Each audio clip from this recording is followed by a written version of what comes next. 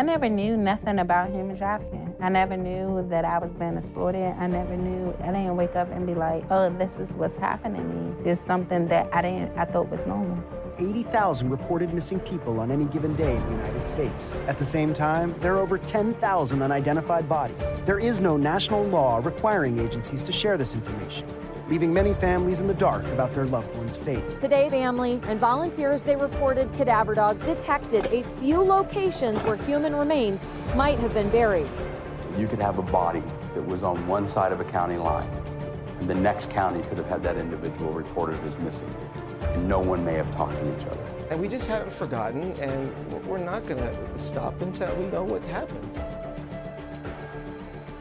Hello, everyone, and thank you for joining us on the Gone Missing Pod. My name is Nicole Mercado, and I am joined by my lovely co-host, Alyssa Gutierrez.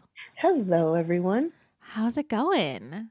I can genuinely say, oh, so fantastic, and really mean it this time. Oh, yay! You know, seasonal depression is lifting. Yes. The sun is coming up at a reasonable hour. You know what? It snowed yesterday, and I don't even care because the sun was shining. I'm sure you guys noticed we did not have an episode on Monday. Alyssa and I were both we've been trying to get past these winter blues, and I think that the turn that happened this weekend really helped because it was so sunny, and it's supposed to be even I think starting Sunday, they're saying 50s next week, all week. Oh, excellent. On lunch, I've been going outside and going for a walk, and my coworkers are like, it's freezing. And I'm like, if I don't get out of this building and get some freaking vitamin D, yes, I'm going to go crazy. It doesn't matter if it's freezing. It is beautiful out. Okay. Don't care. I was like, it was so sunny. I just literally walked with my eyes half closed. Me too. I swear. I think people think I'm crazy sometimes because I'll walk Coco and we'll just stand there and I will be looking up at the sun with my eyes closed, just absorbing as much as possible. Exactly. We are going to get into the case with Alyssa today, but we did want to bring something up. Someone who follows us on Instagram actually sent us some information. They're trying to get a word out about a missing person who was abducted on January 12th, 2022. From what I've read, it seems like they do have a suspect, but she went missing from Wasaga Beach, and I believe that's in Ontario from what I was reading. So the woman's name is Elnaz Tamiri, and in parentheses it says Haj Tamiri, so I'm not sure if that's a middle name or if maybe that's a longer version of the last name. Right. She's 37, 5'3" with a slim build. She has shoulder length black hair. And when she went missing, she was wearing gray and black leggings with a long sleeve top. She was last seen at Wasaga Beach around 8:30 p.m. on January 12th, 2022, taken by 3 males in a white SUV. If you have any information, you can call the tip line at 1-833-728-3415 or Crime Stoppers, which can be done anonymously at 1-800-222-8477. And I'm going to say those numbers one more time. 1-833-728-3415 or 1-800-222-8477. And again, her name is Elnaz Hashtamiri or Tamiri.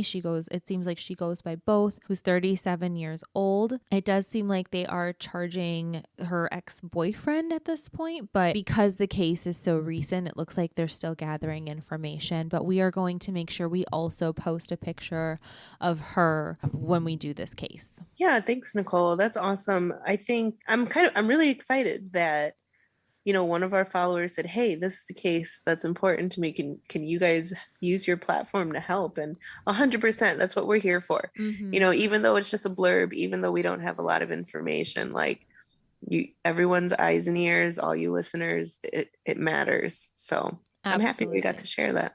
Me too. So because Alyssa is not slacking the way that I am, she is going to talk about the case today. I would debate you on that point, but at a later time. All right, guys. Today we are talking about Daisy Mae Tallman, also known as Daisy Mae Heath. Daisy was last seen in Toppenish, Washington on August 30th in 1987. She was 29 at the time that she went missing, and she would be 64 today. And so one thing, like researching information, at the time of her disappearance, Daisy was changing her last name from Tallman, which is her mom's married name, to Heath, which is her father's surname. So we have a couple of accounts that refer to her as Daisy Heath or Daisy Tallman. She is also a member of the Confederated Tribes and Bands of Yakima Nation. At the time of her disappearance, she lived with her sister and regularly traveled between White Swan, Washington, and the Warm Springs Reservation in Oregon, which I looked up, and those two places are about 3-hour drive apart. So I guess she was constantly on the road traveling between both. I think on one of those trips is when she went missing, because she was never heard again after August 30th. But what made it difficult in her case is that she was capable of surviving on her own in the mountains. And it was normal for her to be out of sight for a couple of days or weeks at a time. So her family actually didn't report her missing for 2 months. Oh, wow. Okay. I think like the official date is October 29th in 1987, but she was last seen at the end of August. And I think when we kind of come across these cases where, you know, the person maybe was very independent, spent a lot of time outdoors, traveled, and there were no cell phones, right? So it's not like it was common for them to necessarily touch base regularly, because it wasn't as simple, and long distance was still a thing. So like it may have been very expensive if she tried to call. So, you know, if she had done this before where she previously had left and gone places, they probably didn't think a whole lot of it in the beginning, because this was very common for her, and we're not connected that at that time the way we are now. Right. And I think because she was either traveling to the reservation or living on the reservation, and she had, you know, wilderness skills, that was her lifestyle. You know, Right. If you're going camping, you're not taking a cell phone that doesn't exist, or money for a payphone. There's no payphone. Right, exactly. So yeah, good point. So yeah, I think she regularly camped out in the mountains for weeks at a time. She knew how to hunt, gather, and fished for food. She was also skilled in traditional crafts, including painting, pipe making, and beading. So after her disappearance, her backpack, keys, and ring were found in a remote area of the Yakima Reservation near White Swan at a place called Soda Springs. So what's interesting about this location is it's closed to non-tribal citizens.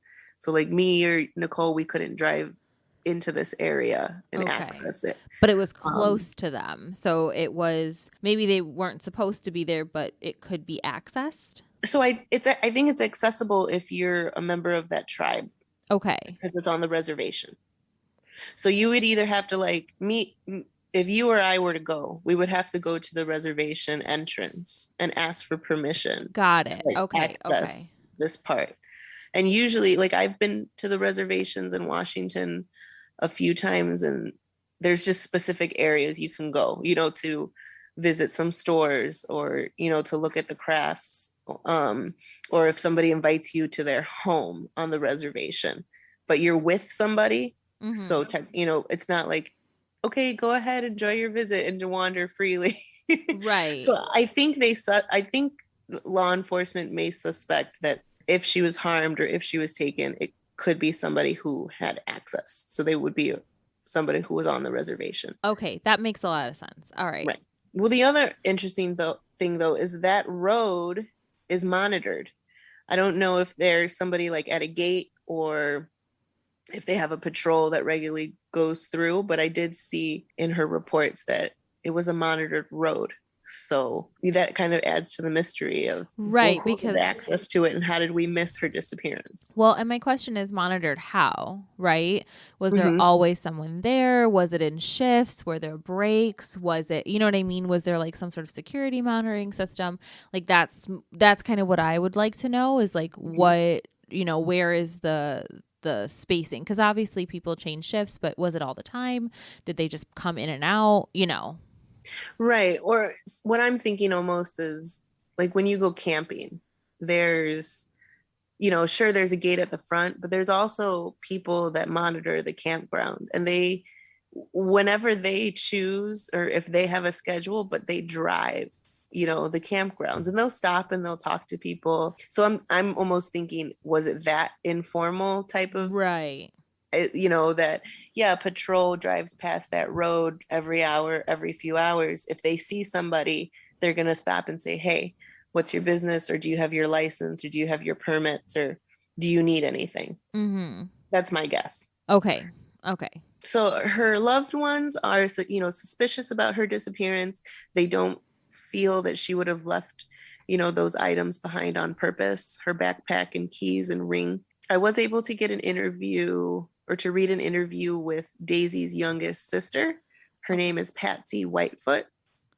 And so she spoke about Daisy to the Yakima Herald in May of 2021. Oh, so wow. fairly recently. That's pretty recent. I always commend these family members who still continue to talk about their loved ones after so many years, because at some point it's got to feel exhausting, like just draining as a person, and feeling like you're the only one still working towards finding those answers. And when they continue to do it, it's just like the strength that speaks to their character and who they are is just, it speaks volumes.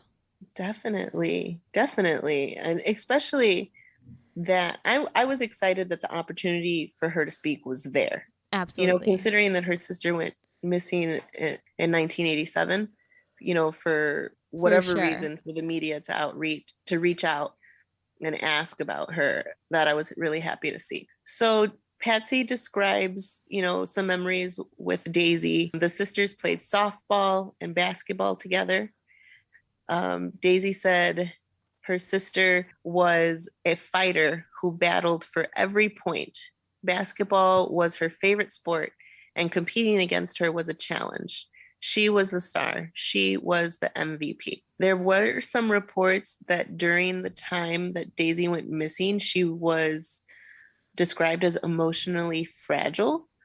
And that was because her infant daughter and her grandmother, who I think she was very close to, had both died the previous year. That's awful. That's such a huge blow. Like, to lose someone that you love is so painful. To lose a child, those people who lose children, I don't know how they continue to function, because it's such a blow. Like, it's something that I hear a lot of parents say is like, no parent should outlive their child. Yeah. And it's like, it's painful for us to see them go as their kids, but to them to see their child go, there's got to be a feeling of like, you protect them. That's your job. And unfortunately, in some cases you can't. Right. Yeah. So, this gives us, kind of a little background that maybe this is why she was taking time to herself and being in nature and being in the woods. And probably why she was grieving. Yeah. And probably why people weren't questioning really when she needed to take that time, because she went through something very traumatic. It was a lot. And because she enjoyed being outside, she enjoyed, being in nature, taking that time and really just taking care of herself. They probably didn't think anything of it. Like, she was just taking that moment to be in the moment. Right. And unfortunately, like, her family is still left wondering what happened to her. Authorities do believe that she was a victim of a homicide, but there wasn't anything in the articles that stated why they suspected this, other than, she's missing. Do you think maybe it was because they found those items and because it would be so unlike her to just leave it there or walk away without it? Possibly, but there was nothing about, a struggle or multiple footsteps Mm-hmm. or, any other clues. Okay, which So, we may just also not know about. Yeah, exactly. Daisy was declared legally dead in 1997. So 10 years after she went missing. And her case is still unsolved. Eventually, the FBI did receive jurisdiction to investigate this case. Mm-hmm. And so I believe, their investigation is still open, but we don't have any more details about it. Okay. So Daisy has a scar on her left arm and shoulder. And at the time of her disappearance, her hair was long and extended down to the middle of her back. She has black hair. Her community still honors her memory by setting up an altar for her. And they put that inside the Kamakian room of the Legends Casino Hotel in Toppenish, which is where, I think her family lives. Daisy is just another one of, these missing Native women. And reading this article about her, they gave this statement that during the 1980s and 1990s, at least 14 Native women went missing from the Yakima Reservation. So this is just one reservation. I know we cover multiple around the country, and there's, large numbers of Native women missing, but for 14 in that time period from one reservation, I guess it's really hard because this reservation is 1.3 million acres and spans across Yakima and Klickitat County. Of these 14 women, some of them were murdered and cases that remain unsolved, or they died under mysterious circumstances. To this day, 2 of these women are still missing, or their cases are open, and that includes Daisy. It's crazy to me to think that so many women went missing and that their cases were unsolved and it's like under mysterious circumstances. And I'm like, I feel like it's not that mysterious, right? We know that the rates of abuse and violence against Native women is much higher than in like any other, like, towards any other female of any other background. Like, it's like mysterious circumstances. No, like, I feel like we can safely say that it's, due to foul play. Right. And I don't know what the disconnect is in figuring out how to make it better, how to find answers, how to keep these women safer. Yeah, I agree. I mean, I think it's something, these leaders in their tribe or on their reservation, they're working on it. Mm-hmm. But I mean, we could all do more. Absolutely. So if anybody has information about Daisy's case, you can contact the Yakima Nation Tribal Police at 509-865-2933. And I'd like to thank the Yakima Herald and the Charlie Project for my information today. Thank you so much for bringing this case up and just talking about it. Daisy deserves to have, deserves justice, and her family deserves to have answers. So, I think it's wonderful that you brought her case to the table today. Thanks, Nicole. Glad to do what we love together. Yeah. I know we took a little bit of break. Now we're sunny. Just happy to be back here contributing to the community that we're growing. Absolutely. Well, thank you so much for researching this case. I appreciate you. And thank you to the Mercado Airwaves Network for hosting us each and every week, as well as Mike Mercado, our producer and editor, who makes us sound amazing. Thank you as well, Alyssa, for being the best co-host and doing the research this week. I very much appreciate it. Thanks for being so fantastic, Nicole. And as always, thank you all. Thanks to the community. We are growing. We are getting more names out there, more faces, providing more information. And that's really all we're here to do. That's all we want to do. So thank you guys. If you would like to follow us, you can follow us on Instagram and Twitter at The Gone Missing Pod, or on Facebook at The Gone Missing Podcast. If you would like to become a patron, you can go to patreon.com/Mercado Airwaves Network and click on the Gone Missing podcast. Get us a cup of coffee as we do our research. We are so grateful to you all. We are so excited that we are back. We are in good spirits. It is bright and sunny. Spring is around the corner, and we cannot wait to talk to you all next week on our regularly scheduled Mini Missing Monday. Bye.